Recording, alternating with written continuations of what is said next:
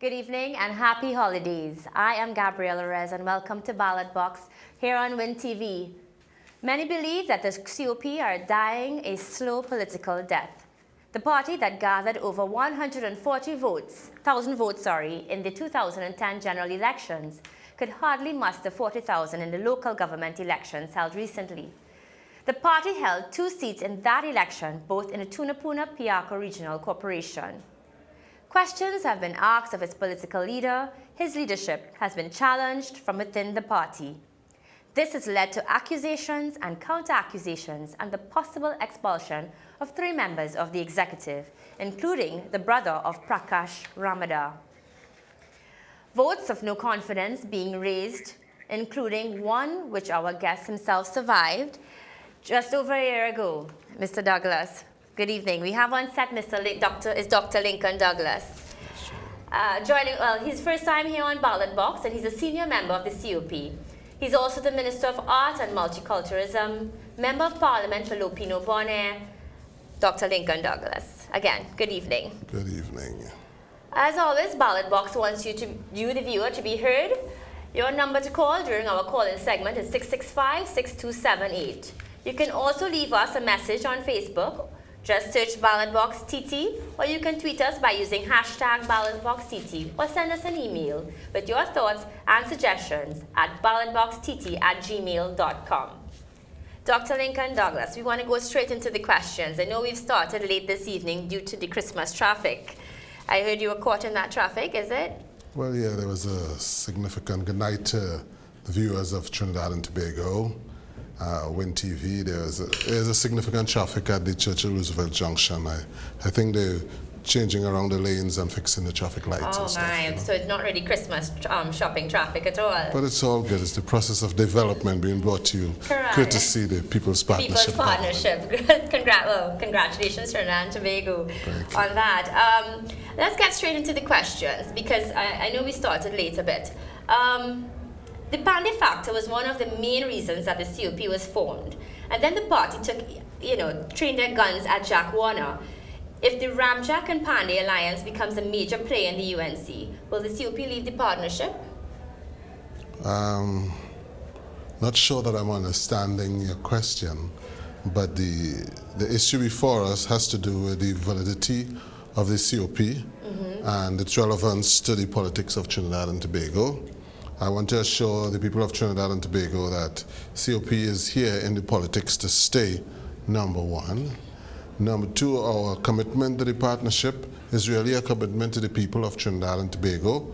We believe that in a stable government, and we have committed ourselves to keeping the government stable and to working hard at making sure that the government survives to deliver to the people of Trinidad and Tobago the commitments and the promises that we made. So we are here to deliver on the promises that we made to the people of Trinidad and Tobago. Okay, well, the question is really stemmed from, I know when the COP was formed, it was based that, the people were disenchanted with Bastio Pandey as the leader of the UNC. And now he's, making statements of making a comeback as well. So that is basically where we were coming from. The COP is now a 4th political power in the country. What can it do to regain its position of being a viable alternative to the PNM and the 3rd political force in the nation? Well, I think for us as the Congress of the People, we continue to do the work that we have to do, first of all, in government. As a responsible member of the partnership, we have to deliver on the promises that we've made. One of those significant promises is the issue of constitutional reform. And that reform of the Constitution is not just a theoretical reform, but it has to do with the reform of the governance process, and subsequently the way reform will translate into the way we live our lives as a people. The reform of our education system, the reform of our health system, the reform of our culture, the reform of our way of life. These are the things that really needs changing and transforming. And our Constitution must add life to the way people live in their country. And that's the agenda, one of the primary agenda and the promises that we have made as a member of the People's Partnership, and that's what we're pursuing. Well, many have said that the constitutional reform, especially local government reform, backfired on the COP or the partnership. Do you have any views on that? Well, it didn't backfire. The people who think it backfired is people who feel that there was some sinister motive behind it and that you were doing it towards a particular agenda. That has not been the agenda of the Congress of the People. We believe that all the votes within the country must count towards the governance of a country. We believe that all the participation of the people must count towards the way they participate in governance, and that's why we introduce proportional representation as part of the reform process, so that the votes, so that people can know, no matter how small you are and no matter where you are. You see, one of the problems is that our nation has been locked in a two-party system that is based on that old system of parliamentary democracy and a two-party system. And we're trying to break this lock of the two-party system, which drives our country into tribalism and into regionalism and that kind of thing. And the Congress of the People has always been committed to removing those kinds of distinctions, those kinds of barriers, those kinds of confinement of our people, to freeing up the political system so that more and more people can get involved and know that their involvement counts for something. Well, how has the COP viewed the results at the polls for the local government elections and its future with regards to regional corporations then? Well, the results of the polls wasn't satisfying, nor was it complimentary towards the Congress of the People or the partnership on the whole, and we accept that. We accept that this is a difficult time in the political process. We didn't do too well, and we accept that. But this does not deter our energy and our commitment to delivering on our political agenda. We have believed right from the beginning that the political system must change. It has to change. We believe that our country is locked in a bad political system. And so that's why Mr. Dukaran, from the beginning, talked about new politics or getting the politics right. We believe that a political system must not work for the people who are in politics, but it must work for the people who are out of politics, for the people of the country. And so we are working to clarify that political process, to introduce and proportional representation was just one of them. Reform, the constitutional reform is another one. We have a lot of the referendum and all of these things are for the involvement of the people in the governance process. Why do you, in your opinion, why did you think that the COP didn't do too well at the polls in this local government elections? Well, in this instance, I don't think people voted particularly for the COP. It was an evaluation of the governance and of the governing process, and we accept that this was a bigger issue about how people feel about the government of the country and the People's Partnership, and we accept that. And we think that we have about 15 months or how many to adjust our relationship with the people, for them to understand the level of delivery that this government has brought to the country, and to change our relationship. And that's what we're working on. So you all plan to rebrand and retool and become a viable option for 2015? Of course, the Congress of the People is immediately, we are evaluating ourselves. We have evaluated our situation. We are putting forward a strategic plan of reform, both to our party, to the political process, to the way we engage the nation, and we are moving forward with our reform process. Okay, well, we're going to take a break right now, but when we come back, we're going to get a little more into the whole 2013 elections here and what has taken place in the COP. Viewers, when we come back, you can call us on 665-6278. We will be taking your calls, so stay right there.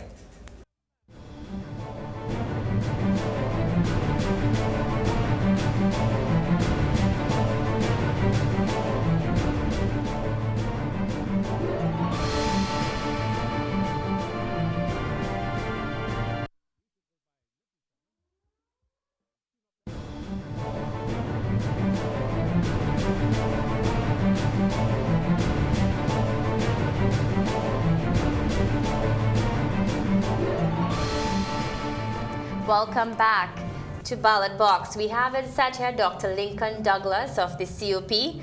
Dr. Douglas, welcome again. Our viewers, you can call in at 665-6278 with your questions or your comments. Please keep it brief.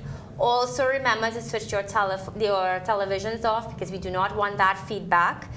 Dr. Douglas, 2013 was a year of elections. We saw so much bacchanal taking place, and the CUP was also part of that bacchanal. We saw a number of people calling for the resignation of the political leader, Mr. Prakash Ramada, as well as the executive. What has been going on with the CUP? Well, the CUP, like every political party, goes through its moment of purifying, if you want to call it that. I think those bring challenges. I don't make any apologies for what is going on. We're a political party made up of human beings and people who are passionate about what they believe, and people who express themselves. We have a political structure that we meet every month, and we meet every 2 weeks, and we're probably the only political party in Trinidad and Tobago that for the last 4 or 5 years have been meeting consistently every month, every 2 weeks, National Council, National Executive, General Council meeting. And so we expect that people will speak their mind and speak freely, and that's what we do. We're going to come back to that point. We have a call on the line. Good evening. Hi, good evening. Good evening. Welcome to Ballot Box. Hi, Ms. Rez. Good evening. How are you? Good, I'm I've fine. enjoyed the program so far, but I'm thinking to myself, the CUP is it's a new party. Well, not new, they came in 2007 and whatnot, and then they develop over a period of time. And now, I'm wondering, where are they? I'm confused. I've seen in the past election, in local government elections, they have not been quite performing, and I'm worried about their future. Okay, thank you very much for your call. Well, the caller said that the CUP has been non-performing, and there's a question on the CUP's future. You see, this is the thing. People might say that the CUP is non-performing, but we are in government, right? And when you are in government, you function as if you are in government. Our role in government is to participate with the government to execute the plans and the programs that we have delivered. All the issues of constitutional reform that we're working on, issues of the deal with children, issues of governance, issues of proportional representation. These are COP ideas that we have been implementing.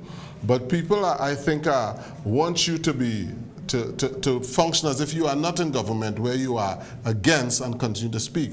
And I understand that, but we continue to do work that would deliver to the people of Trinidad and Tobago. Now, I understand also people have expected us to stand up in certain kinds of ways, but we have been busy doing the work of delivering to our constituents, delivering to the people by being part of the government, and we continue to do that. But in particular, what type of way do you think that people are expecting you to stand up? Well, you said that people are expecting you all to stand up against something. What exactly are you talking about? Well, I think people have some feeling that you should be against the government, that we should function like an opposition or like a watchdog group in the government that confronts the government on a regular basis. When we've done that on many occasions, and people say we're trying to mash up the government. When we don't do it, people say they're here and So you have to understand that immediately suggests that there is a kind of delicate role that we play within the structures of the government. And I understand that there are times we will have to take a stand against, as all ministers will have to do. You will have to stand against things that you don't like and we do that. We do that within the cabinet, we do that within the governance structure, but you don't want to do that in the cabinet and then come outside and still be confronting your own colleagues. This doesn't make any sense at all. So I understand why people would say that they feel they're not seeing us. We're part of the government. But does the COP have a future? I mean, that is one of the concerns of the caller. Do you all have, we're looking now at the ILP, who has been able to gather 110,000 voters in the last few months, and the COP losing voters as well. Well, the ILP is really a spent force. They've been losing even before they could start, as far as I am concerned. And so, to me, they've done worse than us already in the local government election. So it's a difficult to understanding the role that we play within government. I know it's a little difficult for people to understand, but I think we're doing what we're supposed to do. I'm not saying that we couldn't do more. in terms of steering the government and continuing to advocate for more of the issues that we have, the reform issues, the referenda issues, all those proposals that we put. I'm not saying that we couldn't have done more, but I think when you're new to government, there's a lot that you have to learn to get your agenda going, and we've been working on those agenda, and we're here. All right. Well, 2 points you raised. You said that the ILP did worse than you all in the LG.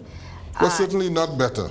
Or not much better. And you also said they are a spent force. Do you care to, get a little more into that as well? Well, we only contested. You must realize we only contested 5 of the corporations within the whole set of corporations that was there, and so within that we gained about 2 or 3, I think, seats, which is about what they got. Okay. And they contested everything.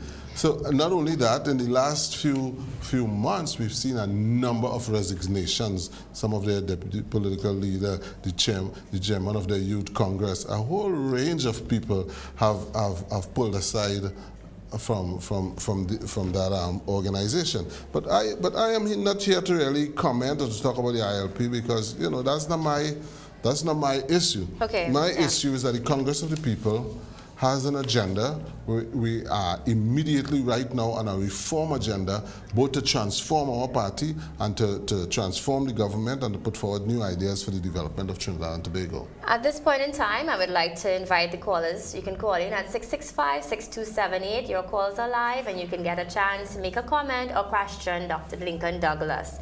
Dr. Douglas, let's get back into some of the things let's talk about the COP. Recently, you all have expelled a few members, including the political leader's brother. Shed some light on what transpired in that situation, please. Well, they were suspended. And they were yes. They were suspended pursuant to an investigation, and they were suspended primarily for undermining the party and the government, and these were executive members for doing things that we consider to be destructive to the party, and that's okay. That's okay, but we had I don't know if you looked at that program, and we had Rudy Hamnaji on our Hanamji, on our program a few programs ago, and some of his claims were that the actual evidence itself was not presented to the members who are suspended, or even, was that process fair? Was that, did you care to shed some light on exactly what transpired at that point in time? I am not responding to anything Rudy and Amji say. As far as I'm concerned, Rudy and Amji is irrelevant to the COP's political process right now. They were part of a group of people that had legitimate grounds, as far as I'm concerned, within the party about what they feel and where the party should be going. But if you are within an organization and you adopt illegitimate means to carry out your agenda, then you have to deal with discipline within a party, and that's what that was. Illegitimate means by the letter or on the mind with the PNM, or is it an alleged illegitimate means that we're talking about? Well, what we're doing at the COP is to try to bring discipline once again to the political process. Our party cannot progress without discipline, just like this country. And all of that is part of the reform that we are working on within the Congress of the People. We are reforming our party, and we are reforming the political agenda, and we are saying to this nation that the only way that we can make progress and serious development is by addressing a serious reform program. We have to reform our culture. That is the way we live with each other. We have to reform our political process, because we cannot continue with a political process where we are constantly at odds and constantly in a combative relationship, and plans keep being derailed. So that has to be reformed. We cannot continue with a political process where the majority of the people, their votes and their participation cannot contribute to the way governing is done in the country. And those are the agenda of the COP. Has the COP been able to attract new voters since this last local government election, or even attract young voters as well? Well, that's clear to us. Every day we are recruiting, and people are coming to us and joining the party. I mean, even the young people most of them were young people who went up for the local government election, are people who are passionate and still remains passionate, and in spite of their loss, they remain committed to the party and are part of this new reform and mobilization process. So the party continues to gain members, in spite of what people So what might does the think. membership look like now in terms of if you're gaining membership? What does it look like now? Do you think that people are now being attracted to the politics again? I mean, some of the criticisms this year was that the politics had stooped to a level of gutter. And are you saying now that people have found a renewed passion for the politics and they're now being attracted to a different type of politics now? Is that what you're...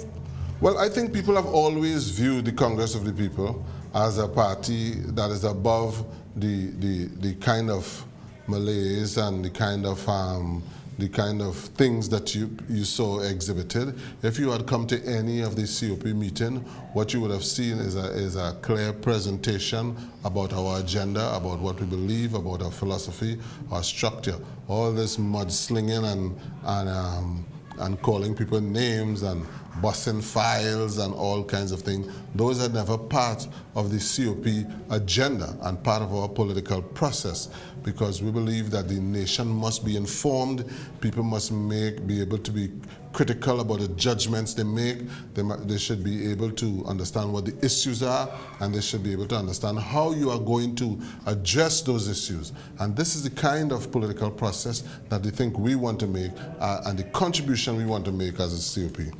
Well, we're going to take a break right now. When we come back, we'll be taking some calls. Viewers, our number is 665-6278, 665-6278. Please call in. You have a chance to talk to Dr. Lincoln Douglas, ask him anything, make a comment. We're going to take this break. Stay right to your television set. We'll be right back.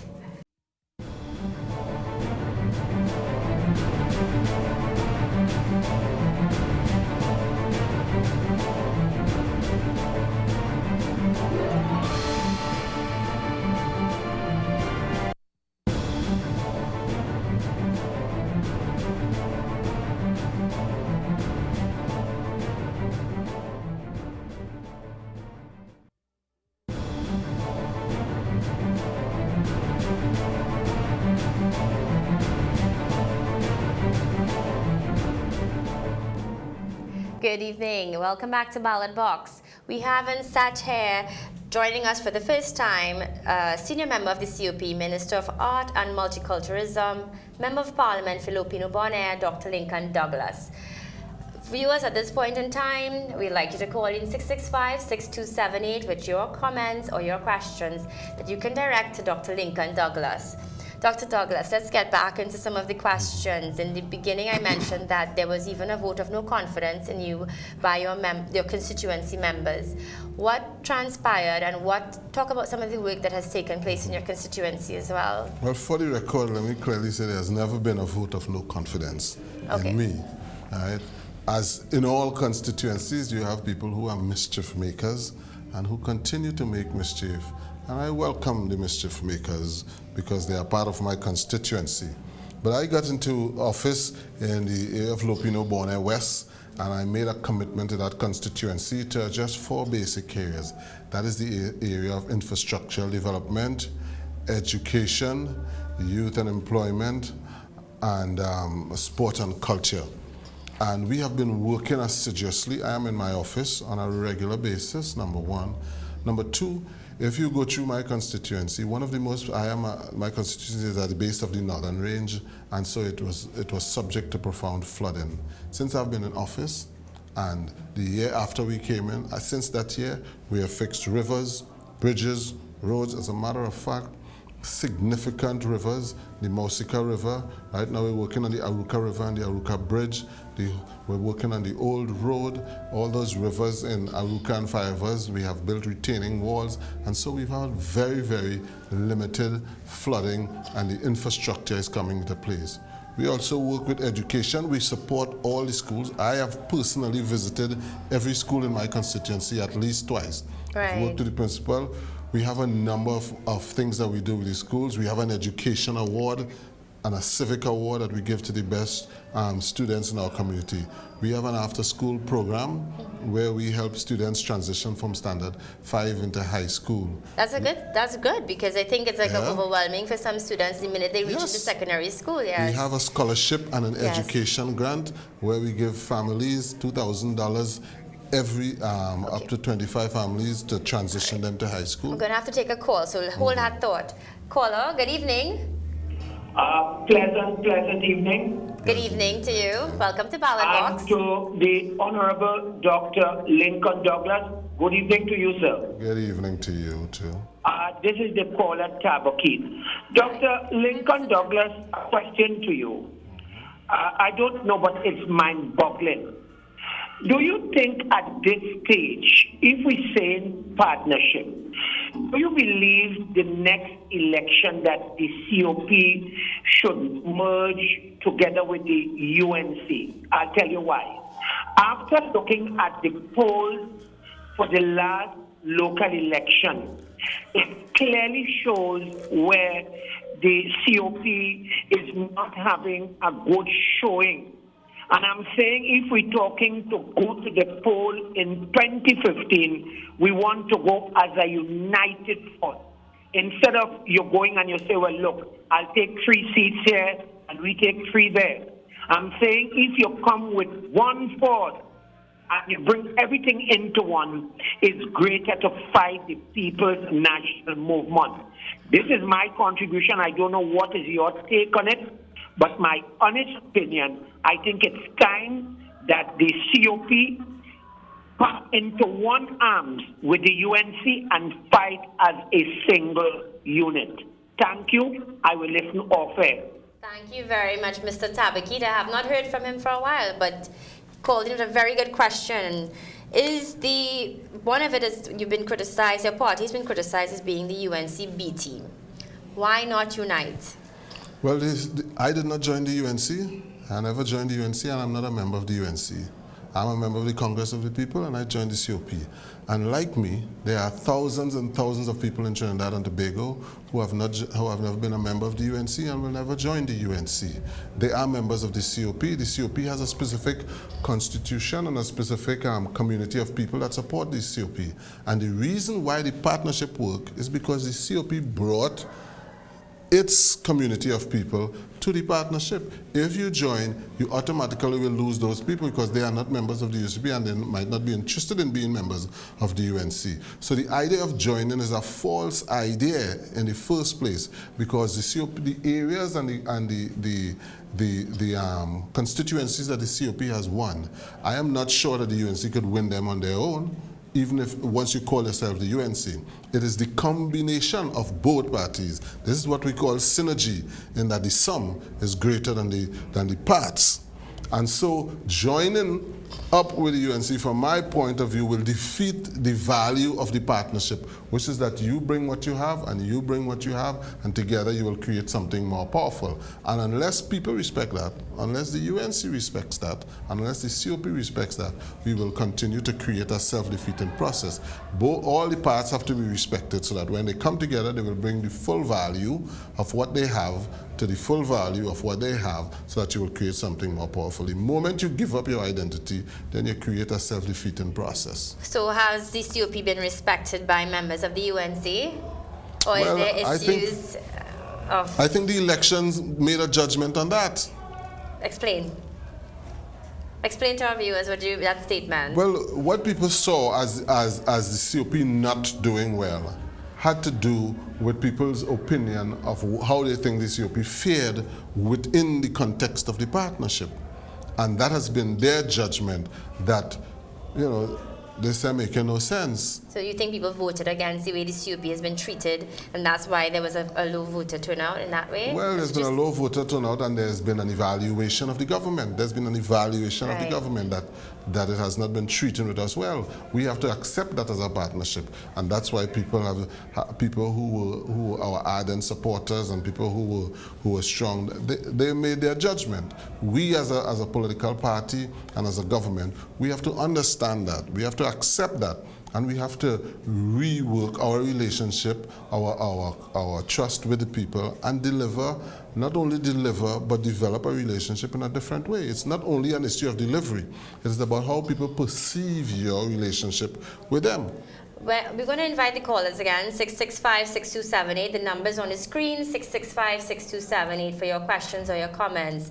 Dr. Douglas, you talk about the perception of the relationship with the COP and the UNC. Has there been changes since that re-evaluation, since the local government election? Has there been positive changes? I think all of us have been understanding now that the idea of destroying one or the other is not a good idea, that it is when we are all strong as we are that we bring more to what constitutes the whole. I think the quicker all of us get that into our head and the more we treat each other with respect, it's like a relationship between a man and wife. If you feel like that you could disrespect the other person and still have a strong relationship, it don't work, because you're really disrespecting yourself when you disrespect the other person. And so from a political standpoint, that's why we believe our primary agenda is to strengthen our party and to work hard. And that's what we're about, an agenda where we could demonstrate to the people of Trinidad and Tobago that we are a credible party. We have a significant reform agenda that is about addressing the issues that are affecting the lives of people of Trinidad and Tobago, their health, their children, the youth development, safer neighborhoods, how we treat with our senior citizens, people's need for housing and home ownership, because you cannot be successful or really overcome poverty if you don't own a home, economic, how you build wealth, all of these things. All right, hold that thought. We have a call on the line again. Good evening, caller. Hello, good evening. Welcome to Ballot Box. Hello. Good evening. Welcome to Ballot Box. You're live. Good evening. I would like to follow up on a previous caller. Yes. Because when the partnership won, I was hoping that the major parties will get together. Not all, because some of them have some unique philosophy, like the NJAC. But when I look at the COP and I look at the UNC, I can see no difference in philosophy or ideology. Could you name me some of these differences, why they can't get together, please? Okay, the caller would like to know what is the difference in maybe the idealism of the party or the vision of the party or the constitution. What is the difference between the UNC and the COP at this point in time? I am not here to determine what's the difference between COP and the UNC. I can tell you what are the ideas and the ideology of the COP. The Congress of the People was built on an agenda of first of all, transforming the politics of Trinidad and Tobago. But seriously understand that part of our fundamental problem is that the politics of the day keeps the people in bondage. And this new politics that we talk about has to do with differentiating from politics that is based on race and ethnicity to a politics that is based on merit and a politics that is based on people's understanding. We base our politics of governance as a politics of tribalism. What we mean by that is that the people have a part to play, what we call participation, and that government is accountable to the people. When people ask you a question, you must answer. When they want to see what's going on, you must be able to demonstrate to them, and you must always do right. So participation, accountability, transparency, and equity, that the goods and the resources of the country must be distributed and must be treated in an equal. And equal doesn't mean same, but it means in an appropriate manner where all people can be developed. These are the values, this is the agenda of the Congress of the People. If other people are different, that is their business. But this is what we are about. Okay, we're going to take a break. When we come back, I'm going to pose one final question to you. Callers, when we come back, we can take some calls, 665-6278. Stay right there. We'll be right back, sorry.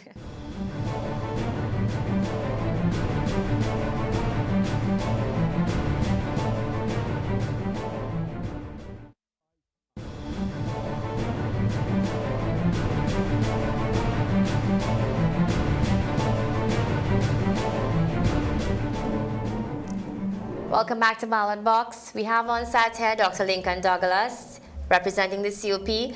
Dr. Douglas, we have one final question and then to your final comments. And this is going to be a great question. Is there a possibility of an alliance with the PNM? Of what?